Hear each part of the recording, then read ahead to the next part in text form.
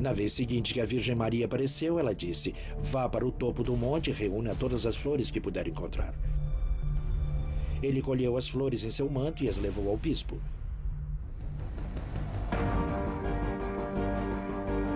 Por baixo das flores havia uma imagem da mãe de Jesus, a Virgem Maria.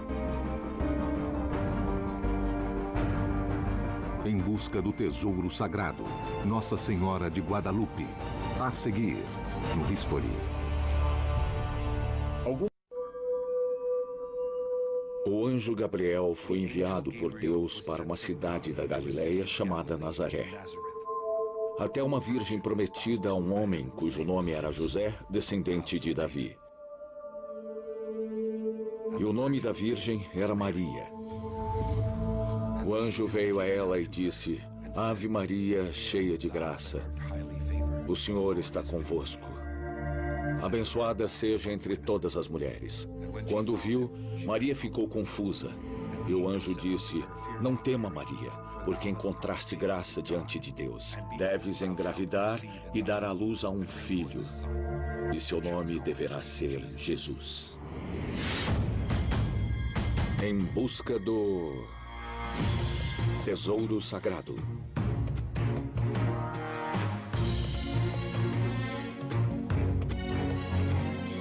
Religião, ciência,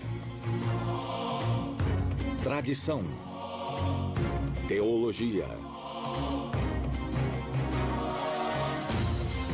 tesouro sagrado. Em busca do tesouro sagrado. Em busca do tesouro sagrado.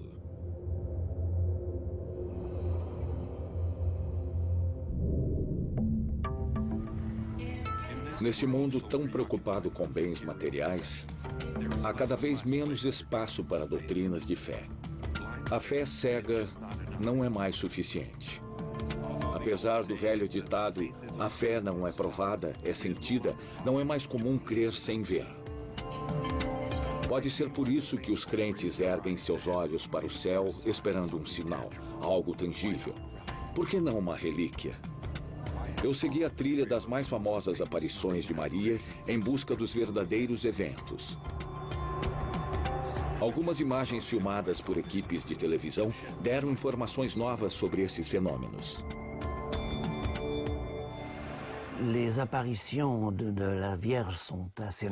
Há muitas aparições da Virgem Maria na história da Igreja, mas eu diria que há duas séries que são particularmente extraordinárias.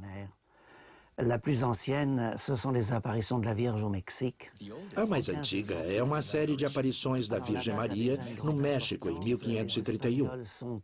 A data era importante. Os espanhóis estavam no México havia um curto período de tempo e a paz finalmente tinha sido restaurada. Era um estado de paz instável, já que havia poucos espanhóis no país na época. E, infelizmente, depois da paz ser alcançada, os conquistadores começaram a tratar a população local de maneira atroz, apesar da influência e da autoridade dos monges locais. México, a cidade mais populosa da América do Norte. Antes dos espanhóis chegarem no século XVI, a cidade era chamada de Tenochtitlan e era a capital do Império Azteca. Quando os conquistadores chegaram, o nome da cidade foi mudado para México. Os deuses pagãos aztecas foram logo substituídos pelos da religião católica e a igreja iniciou uma das mais efetivas campanhas de conversão de sua história. No início dessa campanha de conversão, houve um acontecimento extraordinário que, sem dúvida, simplificou, se não acelerou, a conversão dos nativos. A história começou em 9 de dezembro de 1531. Naquela manhã, Juan Diego saiu de casa e foi para o distrito de Tlatelolco, no México. Ele foi inicialmente apresentado como um homem da classe pobre, uma espécie de agricultor. Ele vivia na classe social mais baixa com seu tio, Juan Bernardino, em extrema pobreza. Num dos documentos mais antigos que temos, ele é descrito como um pobre camponês. Há duas palavras na língua nahuatl para descrever a pobreza. Uma dessas palavras significa que a pessoa não só sofre de pobreza material, mas também é de uma classe social muito baixa. Já a segunda palavra significa que a pessoa sofre de pobreza material, mas vem de uma classe nobre. E essa é a palavra para descrever Juan Diego. Acho que ele era parte da classe média dos índios. Eles eram relativamente a favor dos espanhóis, comparados aos outros índios que eram praticamente escravos.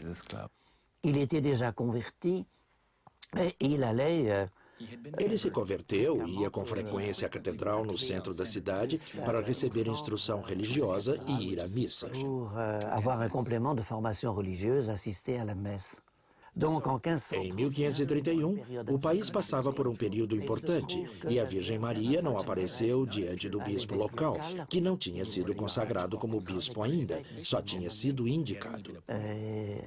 Ela também não apareceu para nenhum outro clérigo no México.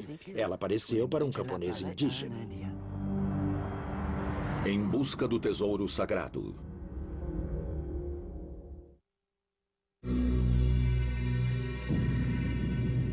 Em busca do tesouro sagrado. As aparições da Nossa Senhora de Guadalupe foram os primeiros casos oficiais relatados na América do Norte.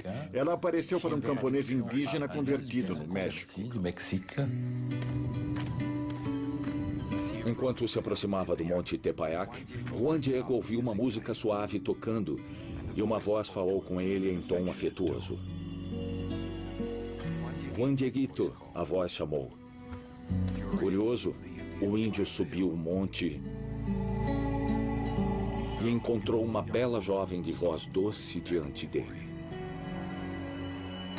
A Nossa Senhora apareceu para ele e pediu que ele fosse ver o bispo e pedisse a construção de uma capela sobre o local da aparição. E é claro que o bispo respondeu: por que eu deveria construir uma capela baseado numa suposta revelação de um homem do campo, e pediu que ele lhe desse uma prova. No dia seguinte, enquanto ele andava perto do Monte Tepeyac, a Virgem Maria apareceu mais uma vez. Ela queria saber como tinha sido seu encontro com o bispo. Diego admitiu que tinha sido um fracasso. Maria explicou que ele o havia escolhido para aquela missão e pediu que ele voltasse a falar com o bispo. Guiado apenas pela fé, Diego voltou ao México, onde conseguiu mais uma audiência. O bispo continuou cético. Ele achava que o índio era ingênuo e que estava sendo enganado. Então, para mostrar sua boa vontade, o bispo disse ao nativo: peça um sinal a essa mulher bonita. Era perfeitamente normal que ele fizesse isso. Estava sendo cauteloso. Na vez seguinte que a Virgem Maria apareceu, ela disse: vá para o topo do monte e reúna todas as flores que puder encontrar. Ele colheu as flores em seu manto e as levou ao bispo. Ele contou a história das aparições mais uma vez e disse: aqui está o sinal que pediu. Abriu seu manto e, claro, todas as flores caíram no chão. Et toutes les fleurs, bien entendu, roulent à terre.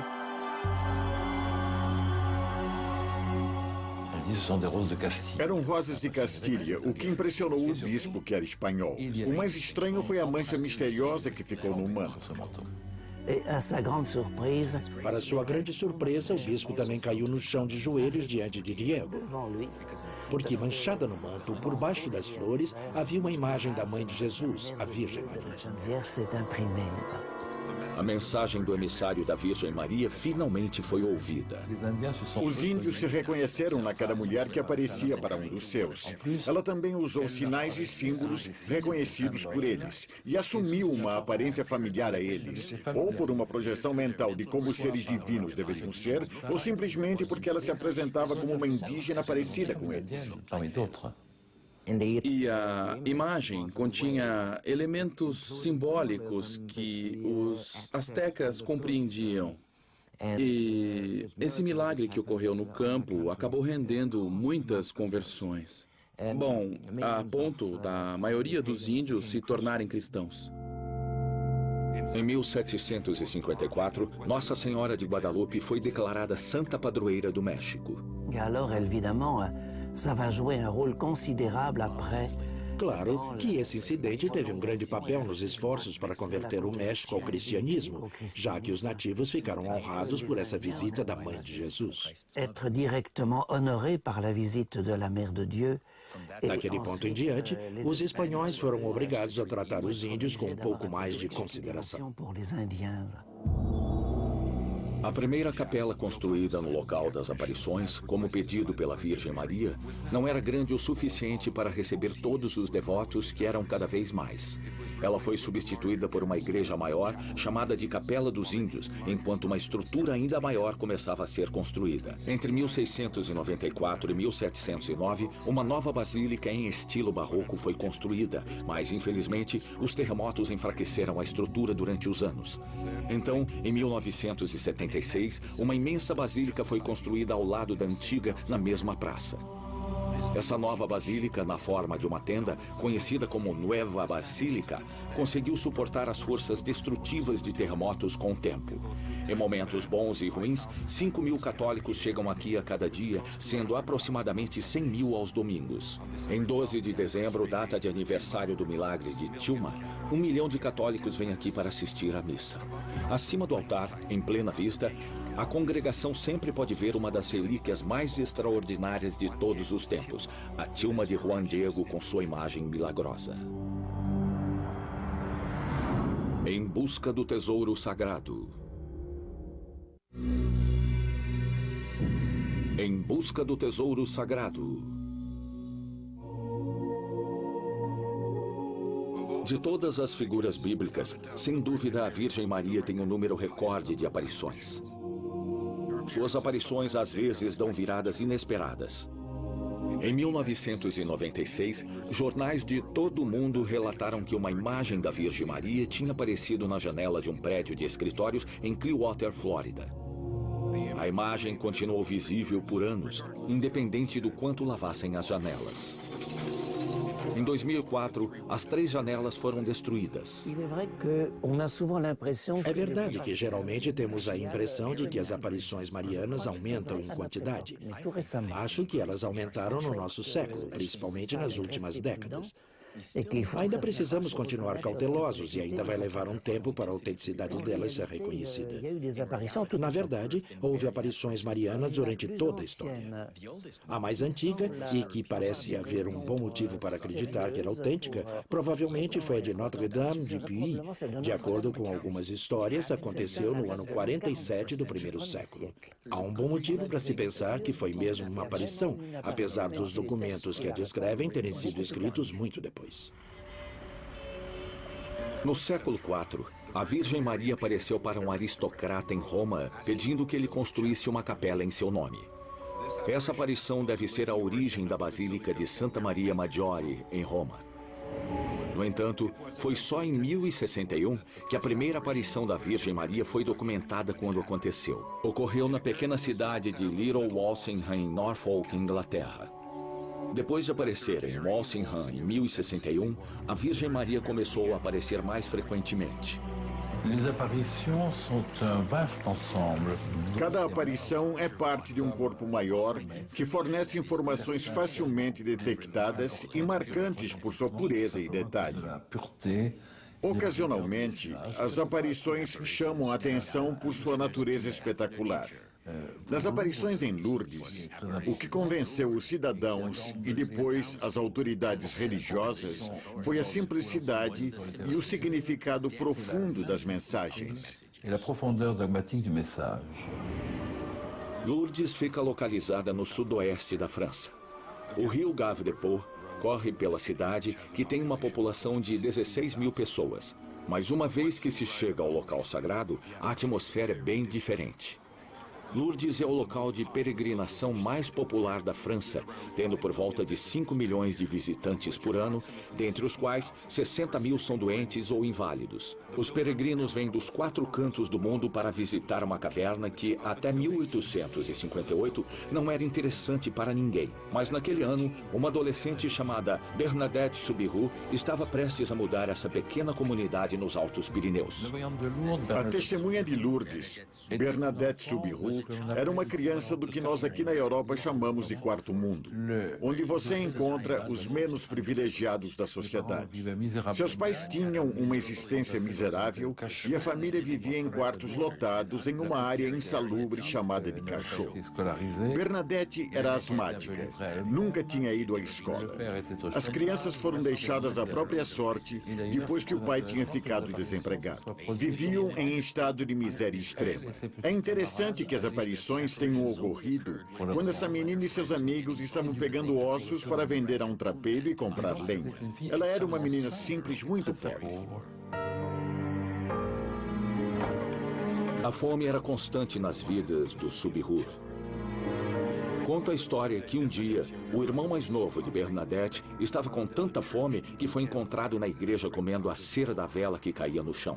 Foi nesse clima de extrema pobreza que a Virgem Maria apareceu para Bernadette, sua irmã mais nova, Toinette, e sua amiga Jeanne, em 11 de fevereiro de 1858. As aparições em Lourdes aconteceram em 1858. A Virgem Maria apareceu para uma camponesa que não tinha estudo e só falava o dialeto local. E o que Bernadette disse foi: eu vi uma luz branca na forma de uma mulher. Essa foi a primeira vez de uma luz em forma de mulher. Isso foi interessante porque ela descrevia o que tinha visto, não interpretava nada. Quando ela começou a ver as aparições, ela estava numa caverna. As pessoas começaram a correr para ver as aparições. Houve 8 aparições, eu acho, e espectadores se reuniram na entrada da caverna. Como nas aparições anteriores, Bernadette era a única que podia ver a Virgem Maria. Ela pediu que a entidade escrevesse seu nome. Falando pela primeira vez, a aparição respondeu: não é necessário. Então ela disse a Bernadette: quer fazer a gentileza de vir aqui todos os dias por 2 semanas? Como pedido, Bernadette voltou à caverna todos os dias. Suas visões atraíam cada vez mais devotos. Apesar da aparição não ter se identificado, todos concordaram que devia ser a Virgem Maria. Levou um tempo para que o padre entendesse que era a Virgem Maria. Ele finalmente aceitou quando Bernadette Subhur, a jovem que tinha visto a Virgem Maria, correu até ele e disse em seu dialeto: eu sou a Imaculada Conceição. O padre pensou: não há como ela ter inventado isso, então isso só pode ter vindo da Virgem Maria. Em 25 de fevereiro, algo importante aconteceu com as aparições em Lourdes. Foi aí que a Virgem Maria deu uma ideia totalmente absurda. Ela mandou Bernadette esfregar o chão, que estava cheio de lama, e passar a lama em seu rosto. Todo mundo em volta pensou: ah, tá, agora entendemos. Ela ficou completamente louca, não há dúvidas. Ela está esfregando o rosto na lama e não há outra explicação. Então, de repente, a água saiu do chão. A mesma fonte que começou a fornecer água em 1858 flui até hoje. Bernadette mais tarde disse que a mulher mandou ela beber daquela fonte e apontou o chão lamacento da caverna. Se tornou uma fonte famosa em Lourdes. Foi aí que as opiniões mudaram, mas a sua sinceridade ainda esteve em xeque por muito tempo. Bernadette foi interrogada 2 vezes. Na primeira pelo vigário e na segunda pelo promotor imperial, acompanhado pelo capitão da polícia. Eles não encontraram uma mínima contradição na história da adolescente. Ela foi interrogada. Eles tentaram aterrorizá-la. Levaram uma panela com óleo fervente e não estavam brincando. Eles não disseram simplesmente: nós vamos fazer. Levaram óleo fervente e disseram para ela: se não admitir que mentiu, vamos jogar isso em você. A jovem era tão ingênua que acreditou que eles realmente jogariam. Se ela tivesse tido alguma educação, teria dito: vocês não ousariam. Mas nesse caso, eles a aterrorizaram de verdade. Ela se recusou a negar o que tinha visto, insistindo: não, eu a vi. E aí disse uma coisa que é repetida em toda parte até hoje. Ela não me disse que eu precisava fazer com que acreditassem em mim. Ela só disse que eu precisava contar. Em 1862, as aparições foram oficialmente reconhecidas. Naquele mesmo ano, começou a construção de um enorme santuário dedicado à Virgem Maria. O local se tornou uma parada popular de peregrinação, a maior em toda a França. A Basílica do Rosário e a Basílica da Imaculada Conceição foram construídas na caverna, local onde Bernadette viu as aparições da Virgem Maria. Infelizmente, há pessoas que aparecem em locais de aparições só para ganhar um dinheiro rápido. Eu prefiro chamá-las de mercadores do templo. Essas pessoas criam negócios que alimentam a sensibilidade religiosa de indivíduos, multidões e peregrinos. Elas ganham dinheiro vendendo souvenirs, relíquias, bugigangas. Há delas para todo lado. Pode encontrá-las em Jerusalém e em Lourdes. Elas estão até em Roma. Em Lourdes há algo muito significativo e por isso elas não vendem seus produtos na área sagrada perto da caverna. A cada ano, milhões de peregrinos vêm a Lourdes para meditar ou beber a água da fonte que ainda flui na caverna e tem propriedades curativas. Com os anos, houve várias pessoas à beira da morte que disseram ter se curado depois de visitar Lourdes, apesar da igreja só reconhecer oficialmente mais ou menos 60 dessas curas milagrosas. No período de 140 anos, 6.500 pessoas disseram ter sido curadas. 2.000 desses casos foram reconhecidos pelo Conselho Médico como inexplicáveis. E desses casos, 67 foram reconhecidos como milagrosos. Depois, a Igreja impôs condições tão rígidas para o reconhecimento de curas milagrosas que surgiram menos casos. Na realidade, Deus nos dá muitos sinais, mas ao invés da Igreja assumir a responsabilidade de reconhecer esses sinais, ela delegou sua tarefa aos médicos, dizendo: vocês é que devem reconhecer se uma cura é total, definitivamente e permanentemente inexplicável. Uma cura tem que ser permanentemente inexplicável. Como se pode garantir isso? Houve várias curas reconhecidas como milagrosas, para as quais possíveis explicações foram inventadas. Isso não significa que o milagre não fosse real. Agora, uma ideia completamente falsa do que é milagre, infelizmente apoiada pela Igreja. E eu não sou o único a dizer isso. Pessoas mais competentes pensam como eu. Mas a relíquia mais extraordinária de Lourdes não está em Lourdes, mas em Nevers, a uns 700 quilômetros da caverna onde aconteceram as aparições. Depois de ver as aparições, Bernadette Soubirous abraçou a vida religiosa. Em julho de 1866, ela entrou para a Congregação das Irmãs de Caridade de Nevers. Foi lá que morreu em 16 de abril de 1879. Quando Bernadette morreu, ela foi enterrada. Ela era freira, morreu aos 39 anos e foi enterrada como todas as freiras. Quando o conceito de beatificação foi introduzido, houve um procedimento chamado de reconhecimento dos restos, que envolvia a identificação dos restos de uma pessoa e a transferência deles para uma tumba onde pudessem ser adorados. Foi uma surpresa quando seu corpo foi descoberto intacto, o que significa que a decomposição normal dele não havia ocorrido. Ele estava intacto. O corpo foi enterrado novamente e exumado mais uma vez em 1919 e em 1925. Nas duas vezes, ele ainda estava preservado. Na última vez em que foi exumado, foi tomada a decisão de se colocar o corpo em um caixão de vidro e bronze na capela de Santa Bernadette, na igreja de Saint-Gildard. Apesar de estar morta há mais de 125 anos, o corpo da santa ainda está no mesmo estado desde o dia em que ela morreu. Em busca do tesouro sagrado. Em busca do tesouro sagrado. San Sebastián de Garabandal, Espanha.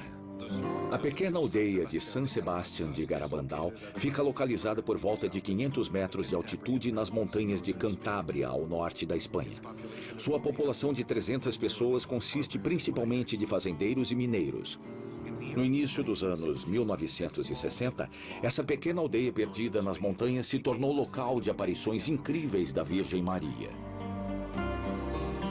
As aparições de Garabandal, ao norte da Espanha, praticamente em território basco, aconteceram entre 1961 e 65. Então são ocorrências recentes. Foram fenômenos extraordinários. As aparições aconteceram numa pequena aldeia bem isolada ao sudoeste de Santander, na costa norte da Espanha. Era uma aldeia remota, longe de tudo. Não havia rádio, nem televisão, nem eletricidade. Não havia estrada pavimentada para lá. E um dia, crianças viram uma luz extraordinária, como em todas as histórias de aparições. Elas viram a forma de uma figura que um dia disse ser o Arcanjo Miguel. Durante uma de suas aparições, o Arcanjo Miguel disse que a Virgem Maria logo apareceria para elas. 4 meninas disseram ter visto a Virgem Maria e receberam mensagens para o mundo inteiro e para a igreja. No caso das aparições de Garabandal, houve 2 tipos de trocas entre as visionárias e a Virgem Maria. Algumas foram longas interações nas vidas diárias das meninas. Essas interações foram chamadas de revelações. Depois, houve as mensagens públicas. Como em todas as aparições, havia uma testemunha ou um grupo de testemunhas que eram os únicos que podiam ver a Virgem Maria. Pessoas ao redor delas não podiam vê-la, mas podiam ver que as crianças viam algo ou alguém. A aldeia inteira correu para essas crianças porque elas eram muito convincentes e porque elas imediatamente sentiram que havia elementos suficientes para se acreditar no que estava acontecendo. As comunicações continuaram até 1965, com uma aparição, às vezes 2 por dia, num total de aproximadamente 2.000 aparições em 4 anos. As meninas entravam num estado de transe e mostravam um comportamento extraordinário. Elas andavam para trás, caíam no chão ou pesavam 1 tonelada de repente. Seus movimentos eram perfeitamente sincronizados, principalmente quando elas faziam o sinal da cruz. Alguns eventos de levitação foram observados. E uma vez uma hóstia consagrada foi supostamente oferecida a uma das garotas. Alguns eventos foram filmados por repórteres que vinham de todo o mundo. Por exemplo, eles conseguiram capturar as meninas andando em estado de êxtase. Outro incrível incidente também foi filmado: o milagre da hóstia. Em 18 de julho de 1961, um mês depois das aparições começarem, Conchita ficou de joelhos em transe perto de sua casa e mostrou a língua. Seus atos foram vistos por várias testemunhas, inclusive um repórter que filmava a cena. Por um breve momento, todos viram claramente uma hóstia de luz aparecer na língua da visionária. Isso foi um choque para aqueles que duvidavam da autenticidade das aparições de Garabandal até aquele momento. O que era característico nas aparições de Garabandal não eram as mensagens de conversão. Essas são comuns em todas as aparições marianas. As mensagens encorajavam as pessoas a rezar mais, a encontrar o amor em seus corações, a mudar seus corações para mudar o mundo. Mas também havia mensagens mais específicas sobre algumas catástrofes. Por exemplo, uma profecia foi feita de que só haveria 3 papas depois de João 23. Então, houve Paulo VI. Não devemos contar João Paulo I, que só foi Papa por 33 dias antes de ser assassinado. Roma agora reconheceu oficialmente que ele foi assassinado. Depois disso, houve João Paulo II e agora há Bento XVI. Então, teoricamente, ele deve ser o último. Não sei se a profecia vai se realizar, mas ela apresenta um problema para as autoridades religiosas. Eles não se prenderam muito ao aspecto das aparições, mas se focaram na doutrina da relação das pessoas com Deus e não encontraram nada nos ensinamentos que dissesse que aquilo era perfeitamente condizente com a doutrina católica. O interessante é que durante a mensagem de 18 de junho de 1965, a Virgem Maria atacou abertamente o alto escalão da igreja. Ela os acusou de estarem na estrada para a perdição, levando muitas almas com eles.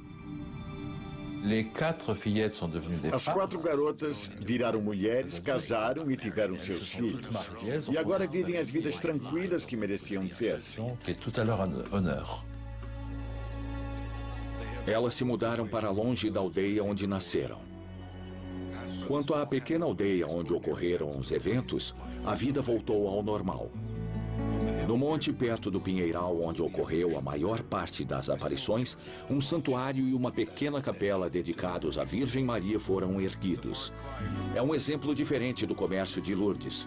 Diferente das aparições anteriores, como as de Lourdes ou as de Nossa Senhora de Fátima em Portugal, as de Garabandal ocorreram na era eletrônica, o que tornou possível a documentação em vídeo. A palavra relíquia significa o que resta. O que resta nas aparições em São Sebastião de Garabandal? Imagens.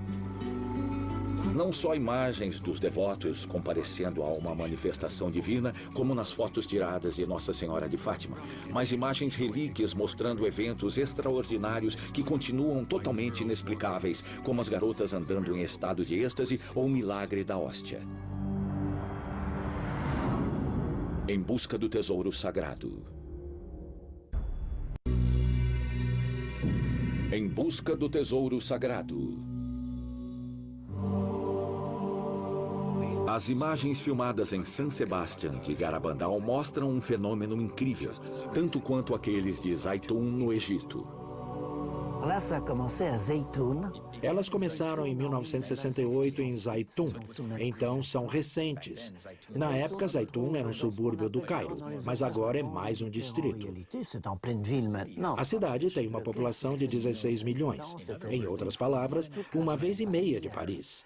A área da Grande Paris tem população de 11 milhões e 600 mil, enquanto Zaytun tem mais de 16 milhões. Ela é separada de um distrito bastante rico, Heliópolis, por uma rua larga. Então, numa noite, nesse subúrbio relativamente pobre, uma silhueta branca apareceu acima da pequena igreja de Zaytun. Ela era iluminada, mas muito branca. Fascinante foi o fato dessas aparições silenciosas sempre serem testemunhadas por grandes multidões. Cairo, Egito. As aparições começaram em 2 de abril de 1968. Alguns mecânicos estavam terminando seus turnos quando perceberam de sua garagem uma luz branca flutuando no teto da igreja copta. Eles gritaram para ela: "Cuidado, você não vai cair daí de cima." Logo, uma multidão se reuniu em frente à igreja. Ficou cada vez mais óbvio que a forma iluminada não era uma freira, nem uma pessoa tentando se matar. Espectadores mal conseguiam perceber a forma de uma mulher com um vestido longo. Quando outros viram a aparição, decidiram chamar o padre. Sua reação foi: "Não me surpreende." Mais tarde descobriu-se que ele já tinha visto aparições da Virgem Maria dentro da igreja. E ela tinha anunciado que um dia apareceria para todos. Esse dia tinha chegado. Foi o início das aparições de Zaytun. Na primeira noite, algumas dezenas de pessoas viram a aparição, provavelmente não mais que isso. Então, o fenômeno se tornou recorrente nas próximas noites. A princípio, ela aparecia 2, 3, 4 vezes por semana, e as aparições eram totalmente imprevisíveis. Por exemplo, ela podia aparecer uma noite de 11 a 1 da manhã, depois desaparecer e reaparecer de 3 às 4. Por mais de 3 anos, a mulher de luz branca aparecia periodicamente acima da igreja copta sem seguir nenhuma agenda específica. Dia e noite, milhares de pessoas viam uma silhueta branca da Virgem Maria. Algumas pessoas conseguiram tirar fotos, mas você não enxerga muito bem nas fotos. A Virgem Maria segurando uma criança ou segurando um ramo de oliveira, às vezes rodeada por formas estranhas, como grandes pássaros, pombos, talvez até anjos, não sei bem. Céticos dizem que as aparições marianas só ocorriam em países católicos. Isso não é verdade, respondem os crentes, e as aparições de Zaytun são prova disso. Essas aparições tiveram um impacto extraordinário em toda a população. Não só para os cristãos ortodoxos, particularmente os membros da Igreja Ortodoxa Copta, mas também para os católicos romanos. Havia alguns deles na multidão. E os muçulmanos que também viram a Virgem Maria. Os muçulmanos já tinham um grande respeito pela Mãe de Jesus e se sentiram confortados em sua fé e suas crenças. Eu até diria que as aparições produziram uma certa paz no país que durou um tempo. E essa foi a primeira vez que uma aparição da Virgem Maria foi fotografada, que sua imagem foi filmada e está nos filmes de ateus, de muçulmanos, de cristãos coptas, de todo mundo.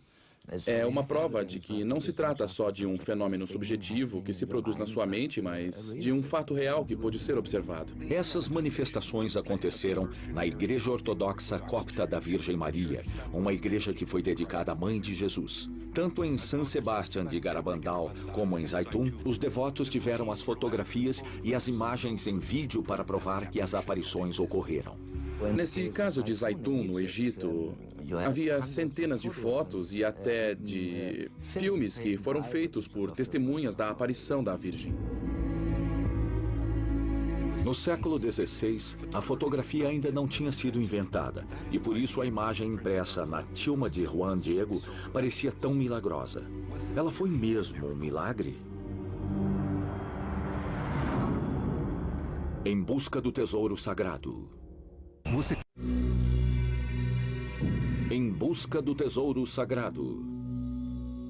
Dúvidas perfeitamente razoáveis, sob mais de um ponto de vista, foram levantadas a respeito da autenticidade da tilma de Juan Diego. O maior problema é que, por muito tempo, não houve documentos contemporâneos. Os primeiros documentos sobre o incidente foram escritos muito depois. Eles só apareceram depois do século XVII, basicamente. E há fortes motivos para dúvidas. Foi inventada uma teoria de que o clero queria santificar e tomar posse de um antigo local de adoração, como a igreja já tinha feito em muitos locais pela Europa, com sucesso, devo dizer. Então as pessoas começaram a dizer, é uma história inventada pelo clero. Verdade seja dita, essa teoria também não bate, porque muitos membros do clero rapidamente se opuseram às aparições, dizendo o bispo local foi ingênuo. Ele se deixou convencer. Mas, na verdade, o incidente renovou o interesse na deusa antiga Tonantzin, mãe dos deuses, que eram venerados naquele mesmo monte. O primeiro documento dando conta dos eventos foi escrito por volta de 1545. Em outras palavras, 14 anos depois das supostas aparições. Para historiadores, esses 14 anos de silêncio são bastante suspeitos, principalmente num incidente de tamanha importância. Precisamos reconhecer que, na ausência de documentos históricos confiáveis, há forte razão para dúvidas. Desde então, a pesquisa histórica conseguiu reunir a maioria das peças. E agora temos uma história montada a partir do que foi contado por testemunhos antigos e confiáveis. Um item histórico encontrado foi um manuscrito contendo desenhos, como era costume dos índios. Os desenhos mostram um monte com Juan Diego de joelhos, junto com uma imagem da Virgem Maria. Não há dúvidas, os vários eventos estão representados. As opiniões não são nada unânimes sobre a natureza milagrosa da imagem na tilma. De acordo com a tradição religiosa, essa imagem é a quiropita, que significa que foi criada por Deus. É a relíquia mais importante do mundo cristão norte-americano. Imagens sagradas, como a da tilma, geralmente geram controvérsias, já que são exemplos do que se chamam imagens aquiropitas, que significa que não foram feitas por mãos humanas. Há muitos exemplos na história da cristandade, como a tilma, o sudário de Turim e certos ícones. Nessa linha, há dois elementos que merecem atenção: o extraordinário estado de conservação do tecido e, claro, a imagem da Virgem Maria. O manto que foi preservado desde que as aparições ocorreram foi feito de fibra de cacto, que é um tecido que normalmente se decompõe totalmente em 20 ou 30 anos. Então, o fato de ter sobrevivido ao tempo não é normal. É um fator extraordinário. Também, com um exame mais profundo em microscópio, foi descoberto que o tecido não foi preparado. Era como se a imagem tivesse sido impressa diretamente nas folhas de alcachofra ou de alho poró. Então, seria impossível criar uma pintura numa superfície como essa. Parece que a imagem é uma refração de luz através do tecido da fibra, o que é bem misterioso. Quando você se aproxima do tecido ou se afasta dele e olha a imagem de outro ângulo, percebe que as cores mudam drasticamente, o que normalmente seria inexplicável, independente do método usado para pintar a imagem. Então, uma nova teoria foi proposta, a de que nenhum pigmento teria sido usado e que seria apenas um fenômeno de refração da luz que produz a irisidência que você vê nas asas de uma borboleta ou de um besouro. Cette toile, comme sur des ailes de papillon ou de hanneton. Entre 1979 e 1981, 2 cientistas americanos foram autorizados a fotografar a tilma usando espectros diferentes de luz. Muitas fotos confirmaram um detalhe que era conhecido há muito tempo. Os olhos da Virgem Maria contêm imagens. Outras investigações mais profundas e científicas, feitas recentemente, desvendaram coisas bem surpreendentes, principalmente nos olhos da Virgem Maria. Se olhar de perto, poderá ver formas de 3 silhuetas em seus olhos em contraste com o resto. Elas são a silhueta do visionário, a silhueta do bispo e outra silhueta. No entanto, aumentando em muitas vezes os olhos da imagem da Virgem Maria, nós podemos ver na parte côncava um reflexo da cena que se desenrolava quando ela apareceu ao lado do bispo do México. E podemos ver de um lado Juan Diego e do outro o bispo do México e o intérprete. Primeiro, houve controvérsia sobre a existência desses reflexos. Um deles era muito claramente definido para ser negado. Todos admitiram que ele existia, é a maior silhueta que aparece perto da córnea.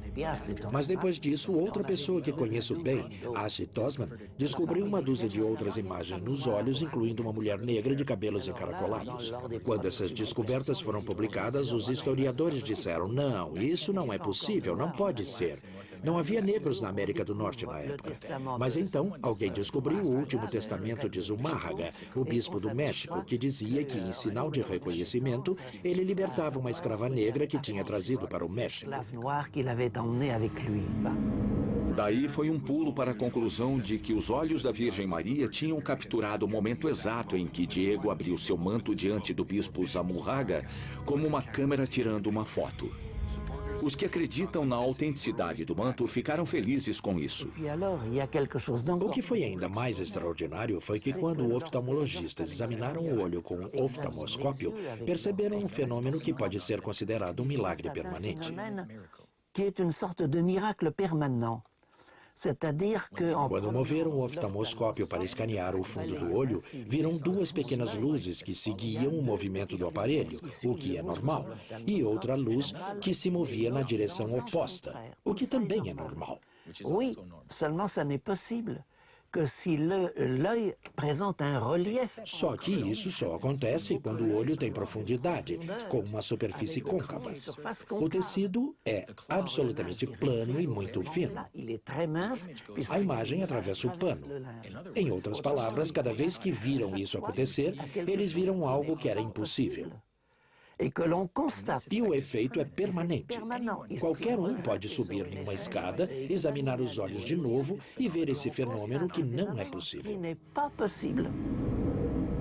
Para encerrar o debate, seria necessário que a tilma, e não uma réplica ou fotografia dela, fosse sujeita a uma análise científica de verdade. Até esse dia, a autenticidade da imagem de Nossa Senhora de Guadalupe vai continuar sendo uma questão de fé mais do que um debate científico real. Em busca do tesouro sagrado.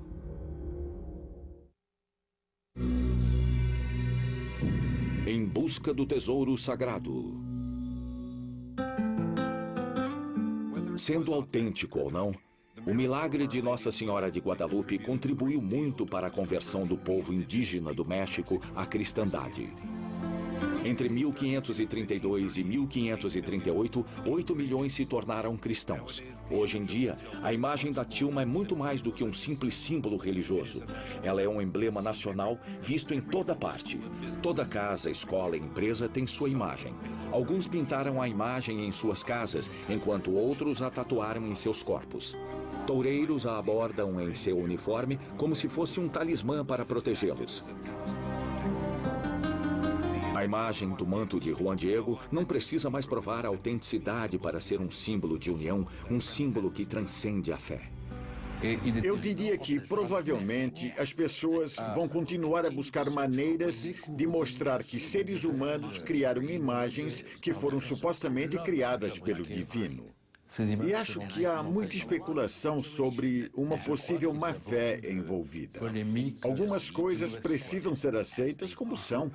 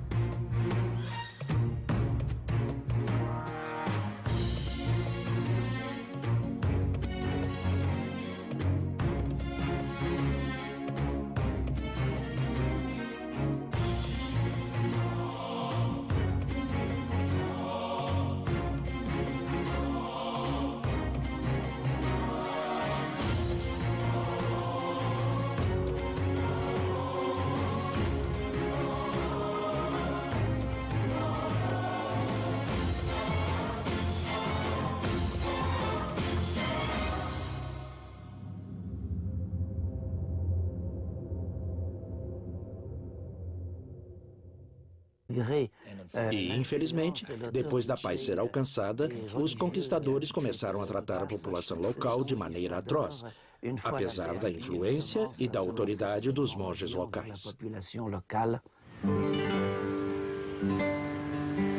México, a cidade mais populosa da América do Norte. Antes dos espanhóis chegarem no século XVI, a cidade era chamada de Tenochtitlan e era a capital do Império Azteca. Quando os conquistadores chegaram, o nome da cidade foi mudado para México. Os deuses pagãos aztecas foram logo substituídos pelos da religião católica e a igreja iniciou uma das mais efetivas campanhas de conversão de sua história. No início dessa campanha de conversão, houve um acontecimento extraordinário que, sem dúvida, simplificou, se não acelerou, a conversão dos nativos. A história começou em 9 de dezembro de 1531. Naquela manhã, Juan Diego saiu de casa e foi para o distrito de Tlatelolco, no México. Ele foi inicialmente apresentado como um... Na vez seguinte que a Virgem Maria apareceu, ela disse: "Vá para o topo do monte e reúna todas as flores que puder encontrar." Ele colheu as flores em seu manto e as levou ao bispo.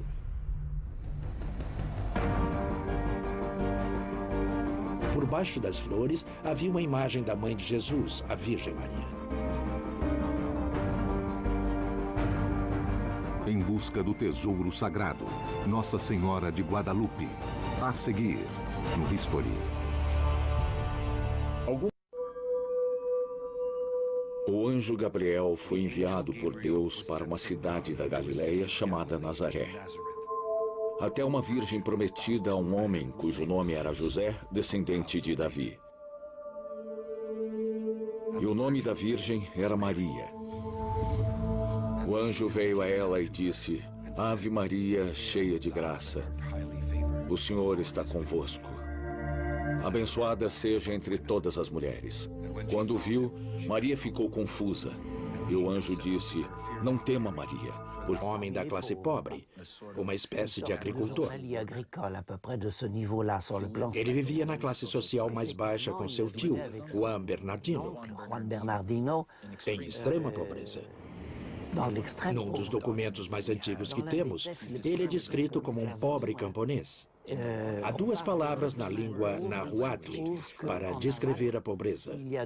Uma dessas palavras significa que a pessoa não só sofre de pobreza material, mas também é de uma classe social muito baixa. Já a segunda palavra significa que a pessoa sofre de pobreza material, mas vem de uma classe nobre. E essa é a palavra para descrever Juan Diego. Acho que ele era parte da classe média dos índios. Eles eram relativamente a favor dos espanhóis, comparados aos outros índios que eram praticamente escravos. Il était déjà converti et il allait Ele se converteu e ia com frequência à catedral no centro da cidade para receber instrução religiosa e ir à missa. Pour avoir un complément de formation religieuse, assister à la messe. Donc, en 1500, Em 1531, o país... Apesar do velho ditado, a fé não é provada, é sentida, não é mais comum crer sem ver. Pode ser por isso que os crentes erguem seus olhos para o céu esperando um sinal, algo tangível. Por que não uma relíquia? Eu segui a trilha das mais famosas aparições de Maria em busca dos verdadeiros eventos. Algumas imagens filmadas por equipes de televisão deram informações novas sobre esses fenômenos. les apparitions de la Vierge sont assez nombreuses. Há muitas aparições da Virgem Maria na história da Igreja. Considère qu'il y en Mas eu diria que há duas séries que são particularmente extraordinárias. La plus ancienne, ce sont les apparitions de la Vierge au Mexique. A mais antiga é uma série de aparições da Virgem Maria no México em 1531. A data era importante. Os espanhóis estavam no México havia um curto período de tempo e a paz finalmente tinha sido restaurada. Era um estado de paz instável, já que havia poucos espanhóis no país na época. Que encontraste graça diante de Deus. Deves engravidar e dar à luz a um filho. E seu nome deverá ser Jesus. Em busca do tesouro sagrado.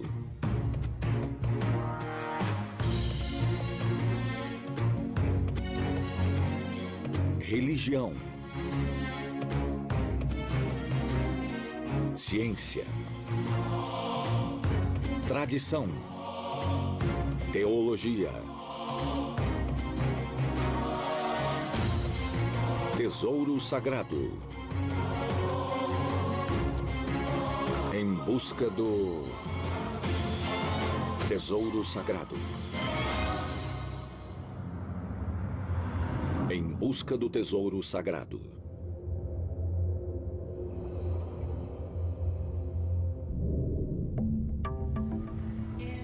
Neste mundo tão preocupado com bens materiais, há cada vez menos espaço para doutrinas de fé.